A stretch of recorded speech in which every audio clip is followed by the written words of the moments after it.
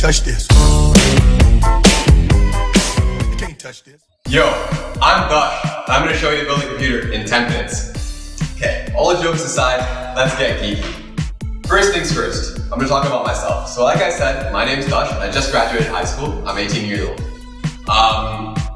I've been building computers since I was 9, and that means anybody can do it at any age. I've actually won a PC building, I placed second in a PC building competition in Las Vegas at the Consumer Electronics Show in 2013 with a time of 12 minutes and 43 seconds, and I'm going to show you how to build your very own computer in 10 minutes. Now that that's all said and done, I'm going to introduce you to the parts of the computer. First things first, you're going to need a CPU. This is the brain of your computer. It's probably made by a company like Intel or AMD. It stands for the Central Processing Unit and does all the math required for your computer.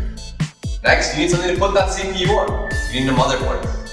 The motherboard holds all the components of your computer and connects them all together into each other. After that, you're going to need some RAM. RAM is used for ultra fast storage for your CPU so that it can store all the calculations it needs to do. Now, you need that CPU. It gets hot. You're going to need a CPU cooler. The CPU cooler sits on top of the CPU and, well, it cools it. Next, you're going to need a hard disk to store all your movies and games. Hard disks can come in various sizes, from anywhere from 250 gigs to up to 8 terabytes. So there's a lot of flexibility in what you want, in what you can buy. Lastly, you might need an optical drive, but you don't always need one. It's used for reading CDs and DVDs, and it's really useful for ripping movies or copying them and giving them to friends. One of the most important components in a computer is a power supply. It shockingly supplies power to your PC. The 24-pin, this large black cable here, connects to this board of the motherboard and is used for general power to most things like your RAM, some of your graphics cards, and all the chips on the board. And this 4-pin right here connects to this other port on the motherboard, and that's used for just powering the CPU, since the CPU turns out takes a lot of power.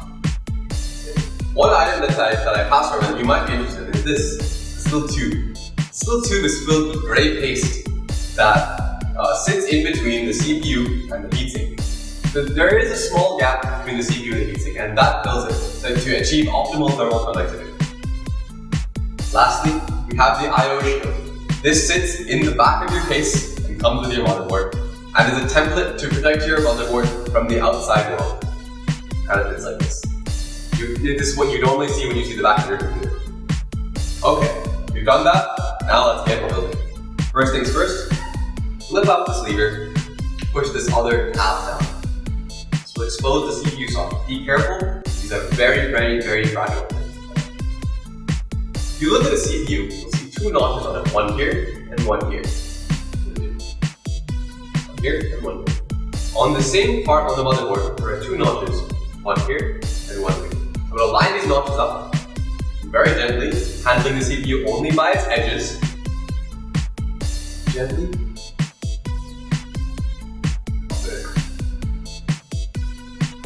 Turn it around a little just to make sure it's seated properly. Flip down this lever.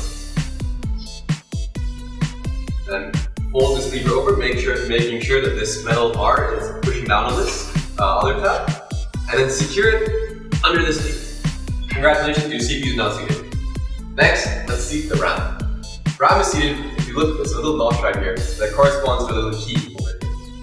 I'll line up the notch and key. The RAM is semi-seated. Now I push down even pressure for both valves. These tabs will rotate up automatically. Now just give them that last nudge. And the RAM is secure. So, as you can see now, I just put in 1 RAM stick. However, you can have up to 8 in certain computers, but this motherboard only has 2 slots for it. So, now I'm going to mount the CPU cooler. Pay attention to the orientation of this cable. So it has to connect to this header on the board, this 4-pin header right here. 4-pin headers are used for CPU fans, and 3-pin headers such as this one here are used for case fans. Now I'm just going to bit of thermal paste, take very little, nothing more than something the size of a BB or about half a rice grain, and place it very gently in the center of the CPU.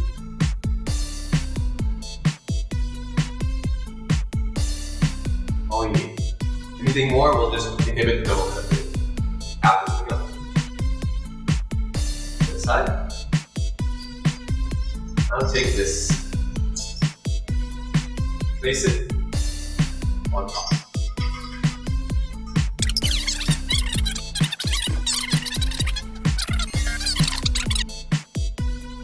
Last one.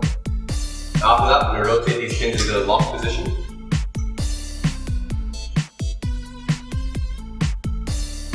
The first thing we're going to do when we're installing this into the case is insert this I/O shield. Take it. Pop it in. Press on all four corners. It pops out the other side. We're going to have to do this a couple of times. There we go. Yeah, you should have seated. Now, take the motherboard. Line it up with the I/O shield. Smooth all the wires out of the way. And squeeze the motherboard forward.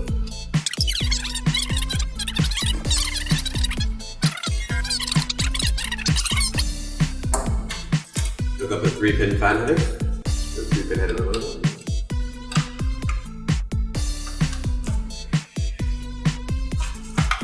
And now, mount the PS here, the power supply unit.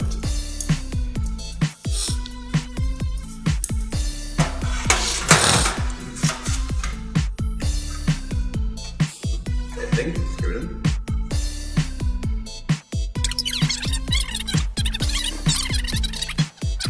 Okay, now it's power supply screwed in. Seat the main 24-pin power and the auxiliary CPU 4-pin.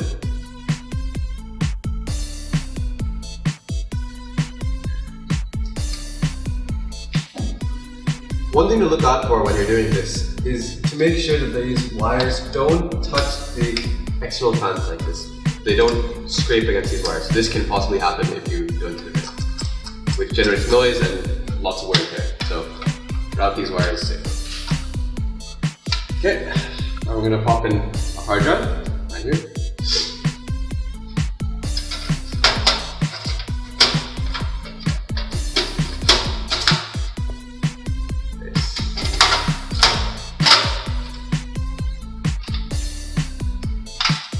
And its corresponding power.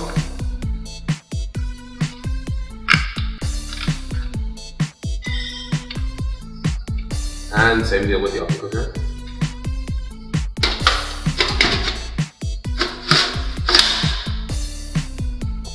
And its corresponding power.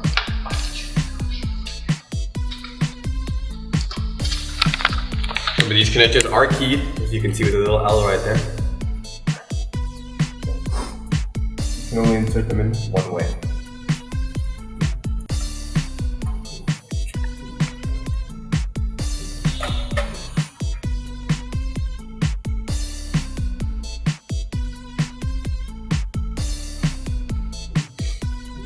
I got the SATA power connectors. Sorry, SATA data connectors.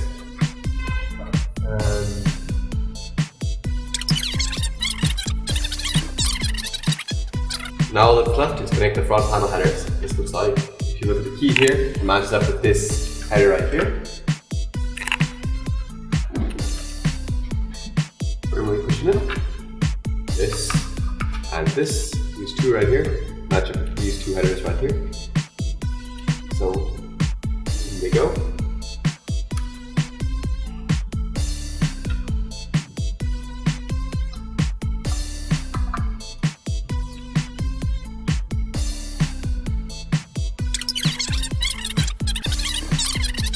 And the cover. That's it. We now have a fully built computer.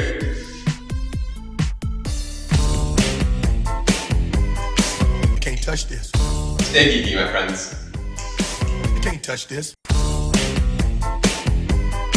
can't touch this. You can't touch this.